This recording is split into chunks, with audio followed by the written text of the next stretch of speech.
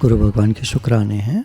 कल सत्संग भवन में मीटिंग हुई थी, तो आगे कैसे बढ़ें ये मेन थीम था। आगे कैसे बढ़ें, इसमें पहला पॉइंट होता है संकल्प करें कि हमारा जीवन निष्कामी हो। अम्मा जी जब गुरु के पास से ज्ञान लेकर आए तो अपने घर में आने के बाद उनका एक संकल्प उठा कि हमारे शहर में सत्संग होना चाहिए। सत्संग नहीं होता था यहाँ कहीं, तो हमारे शहर में सत्संग होना चाहिए। उस संकल्प ने बहुत काम किया। उनको एक शौक लग गया, सत्संग करने निकल पड़े। कोई नहीं था, किसके यहाँ जाते, किसका दरवाज़ा खटखटाते, तो जो अपने जानने वाले लोग थे उनके यहाँ एक एक करके वो जाने लगे।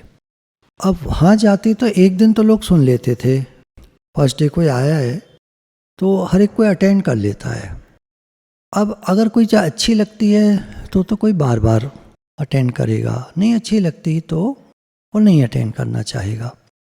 तो सत्संग क्या है, जैसे भगवान का नाम है, भगवान की चर्चा है, भगवान की बातें हैं, या कुछ हमारे जीवन में की कुछ बातें हैं, कुछ साइकोलॉजिकल फैक्ट्स हैं, कुछ हमारे काम क्रोध लोभ मोह अहंकार विकार हैं, हमारे मन में विषय हैं, बहुत सारी कमियां हैं, बहुत सारे अंतःकरण की डिस्टॉर्शंस हैं।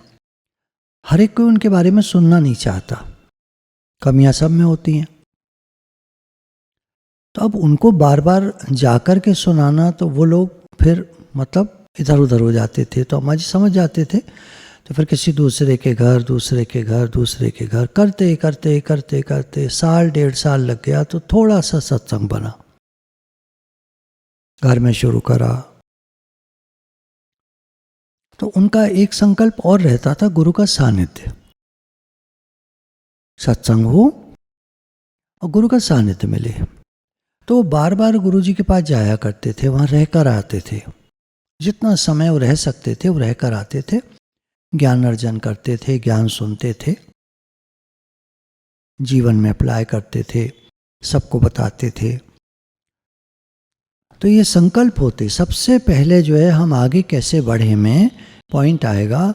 हम संकल्प करें कि हमारा जीवन निष्कामी बने, गुरु का सानिध्य मिले, और हम वो सेवाएं करें जिससे कि हम आगे बढ़ने का हमारा जो एक माइंड जो बोल रहा है आगे कैसे बढ़ें, या आगे बढ़ना हमको फील हो कि मैं जो ये सेवाएं कर रहा हूँ इससे मुझे फील होता है मैं आगे बढ़ रहा हूँ। वो सेवाएं आप जरूर करिए। ऐसे सत्संग करें, गूगल मीट अटेंड करना है, सुनना है, करने जाना है। जैसे कहते हैं ना, श्रवण मनन निधिध्यासन, सुनत कहत रहत गत पावे। तो सुनना है, उसको मनन करना है, पढ़ना लिखना है, अध्ययन करना है, निरंतर दीर्घ काल तक अपना अध्ययन करते रहना है। बुक्स पढ़ना है, जिसमें गीता, श्रीमद् भगवद गीता है। अक्सर बताते हैं, स्वामी राम सुखदास जी की एक साधक संजीवनी नाम से मोटी सी पुस्तक आती है, गीता, श्रीमद् भगवद गीता। तो उसमें बहुत सारी जो डिटेलिंग है, जो व्याख्या है, वो हमारे सत्संग से मैच करती है। हम लोगों ने उससे बहुत सारे नोट्स बना के सत्संग लिया भी है। तो वो आपको बहुत आसान और अच्छा लगेगा। उसके बाद सेल्फ हेल्प बुक्स आती हैं। हमें जो अपनी उन्नति करनी है, अपनी पॉजिटिविटी को बढ़ाना है, अपनी एनर्जी को बढ़ाना है, अपनी सोच को ठीक करना है, अपनी सोच को निखारना है, बहुत तरीके से सोचना है, विकसित करना है, अपना विकास करना है, अपने बिजनेस का विकास करना है, अपने जीवन को एक खुशहाल जीवन बनाना है, प्रॉस्पेरिटी को लाना है, तो उसके लिए थोड़ा सेल्फ हेल्प बुक्स काफ़ी हेल्प करती हैं। फिर आता है नाम जप, जितना हो सके आपसे वो करिए। समर्पण एक मुख्य बात है आगे बढ़ने में। इसके लिए एफर्मेशंस बोलते रहना होता है। हे नाथ, हे प्रभु, मैं आपका हूँ, आप मेरे हैं। हे नाथ, मैं आपको भूलूं नहीं। हे नाथ, मैं आपके समर्पित होकर रहूं। तो समर्पण के लिए एफर्मेशन बार बार भगवान से कहना, हे नाथ, मुझे अपनी शरण में ले लीजिए, मेरे से नहीं होता, मैं तो प्रयास करता हूँ, कोशिश करता हूँ, फिर भी उतना मन नहीं रहता, उसमें नहीं जाता, समर्पण में नहीं टिक पाता, तो भगवान जी आप समर्पण करा लीजिए प्रभु, ऐसे करके। और भी जो भी आप चाहते हैं अपने उद्धार के लिए, अपने आगे बढ़ने के लिए, जो भी बात आप सोचते हैं वो एफर्मेशंस में कहिए। फिर आता है पॉइंट तन मन धन से सेवाएं। शरीर से, मन से, धन से हम जो जो सेवा कर सकते हैं, जितनी बन पड़े उतनी हम करते चले। फिर नियमित व्यायाम, एक्सरसाइज, वॉकिंग, प्राणायाम, योगा, ये सब, और बाकी और भी सेवाएं, घर से बाहर निकलें। जैसे कुछ लोग कहते हैं हम 4 फ्रूटी डालकर जाते जब निकलते। गर्मी के दिन आ गए हैं, थोड़ा मौसम थोड़ा बिगड़ा हुआ है, लेकिन कोई बात नहीं, ठंडी मत करिए, नॉर्मल डाल ले जाइए। तो फ्रूटी ले जाते हैं, तो वो हम जो भी, कोई मज़दूर मिल जाता है, सफाई कर्मचारी मिल जाता है, बच्चे मिल जाते हैं कभी, तो 4 फ्रूटी आराम से हमारी एक दिन की लग जाती हैं। तो हम डाल के ले जाते हैं, वहाँ हम दे देते हैं, वो लोग बड़े खुश हो जाते हैं। सेवाएं हैं छोटी छोटी, तो नियमित रूप से व्यायाम करना है, वॉकिंग है, वॉकिंग पे जाना है, या घर के बाहर अगर जगह है, जहाँ भी जैसे भी प्राणायाम है वो करते रहिए।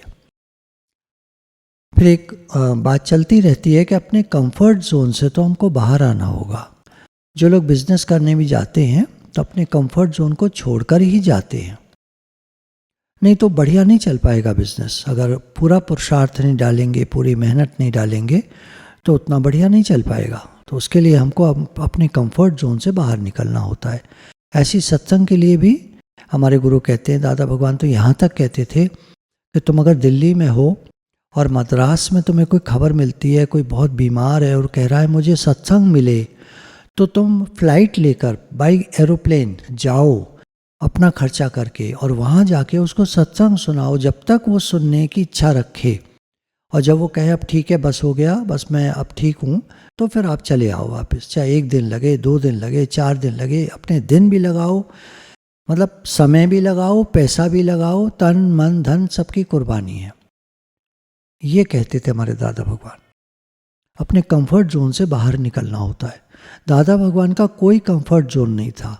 अपने घर में वो बालकनी में रहते थे, एक तिरपाल डालकर बारिशों से बचने के लिए, क्योंकि घर बहुत बड़ा नहीं था, फैमिली बड़ी थी, तो सबको कमरे दिए हुए थे, तो वो रहते थे अपना, क्योंकि दिन भर उनका सत्संग में बीतता था बाहर।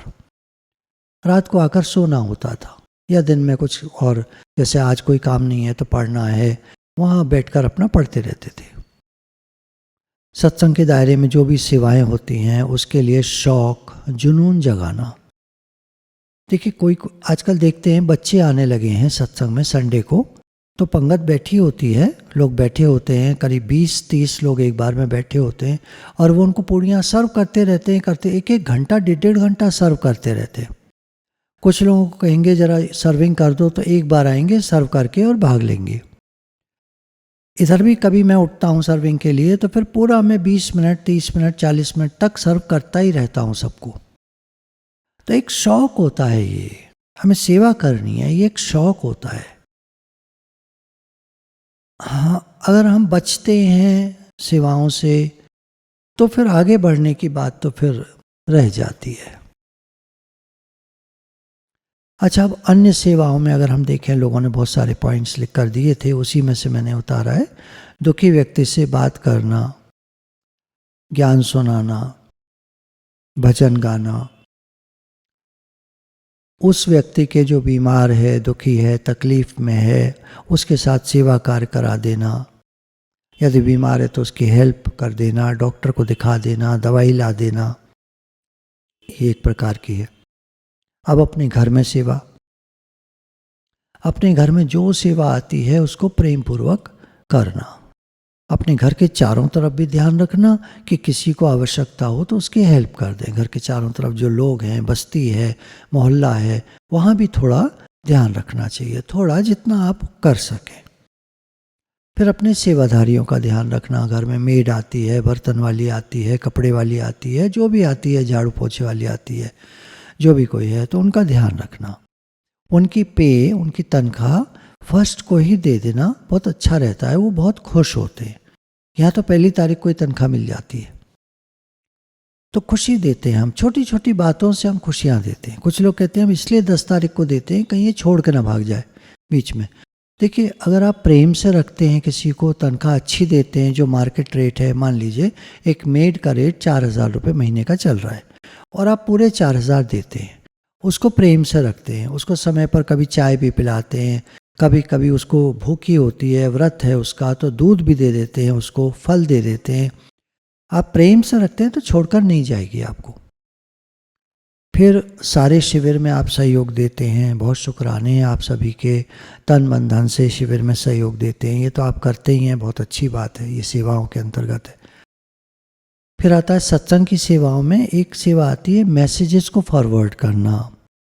कोई आपका ऐसा जानने वाला व्यक्ति है, आपको लगता है सत्संग का बहुत शौक है इसको, लेकिन ये आ नहीं पाता है, तो उसको आप गूगल मीट के लिंक फॉरवर्ड कर सकते हैं कि ये अच्छा व्यक्ति है, आ नहीं पाता है, सत्संग का शौक है, सुन नहीं पाता ज़्यादा, पर इसका मन करता है मैं भी अटेंड करूं सत्संग, तो आप गूगल मीट का लिंक दे सकते हैं। हर एक को मत दीजिएगा क्योंकि फिर दिक्कत भी होती है, पर जानने वालों को आप दे सकते हैं।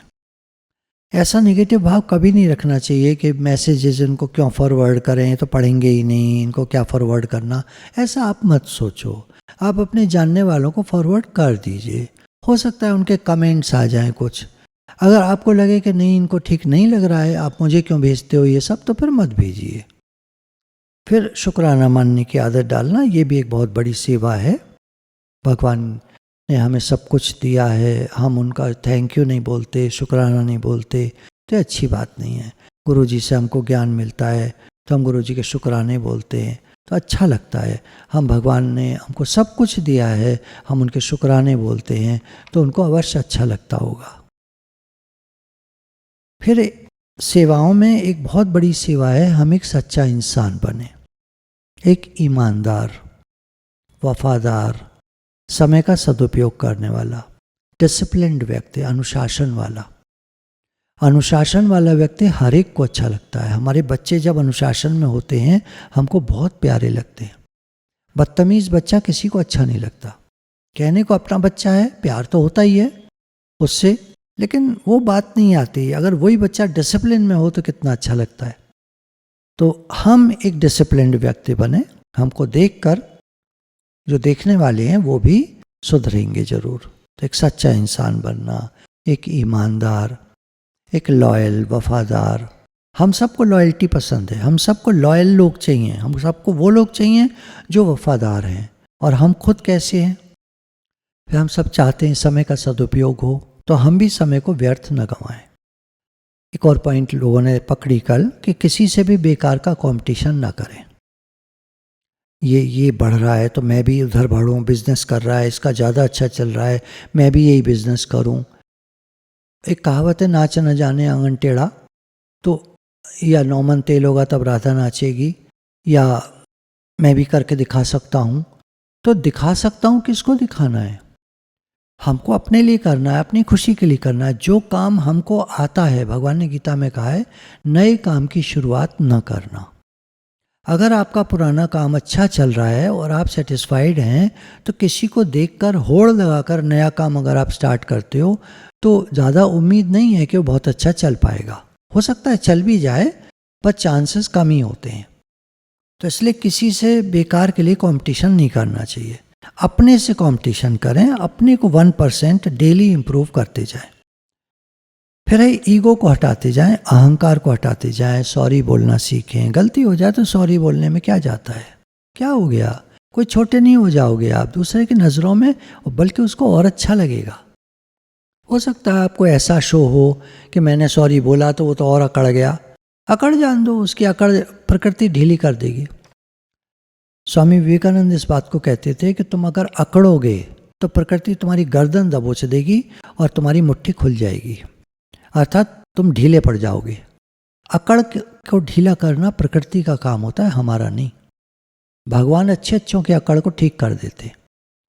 हम एक अच्छा इंसान बने। आप छोड़ो लोग दूसरे कैसे, हम एक अच्छा इंसान बन के हम खुशी पाते। और शो मत करना कि मैं एक अच्छा इंसान हूं। इस शो मत करना। आप गुड़ की भेली रख दोगे तो मक्खियां सब खा जाएंगी, बंदर सब चाट जाएंगे। अच्छा इंसान बनने का शो मत करो, पर एक अच्छे इंसान अंदर से बनो। कहीं भी जाएं कुछ सीख कर आएं, नया सीखने को तैयार रहें और शेयर भी करें। कोई भी आप नई चीज़ सीखते हैं, कोई नई बात सीखते हैं, कोई नई जानकारी प्राप्त करते हैं, तो उसको आपस में शेयर भी करना चाहिए और हमेशा नया सीखने को तैयार रहना चाहिए। हमारे गुरुजी गीता भगवान कहा करते थे, मैं जीवन के अंतिम दिन तक सीखने को तैयार हूँ। कैसी बात है। बाकी कुछ लोगों ने लिखा, घर के बाहर आसपास सफाई का ध्यान रखें, सत्संग के दायरे में भी सफाई का ध्यान रखना है। तो ये कुछ जनरल बातें, बहुत अच्छी बातें सब लोगों ने लिखी और भगवान के प्रेम के अनंत अनंत शुक्राने हैं।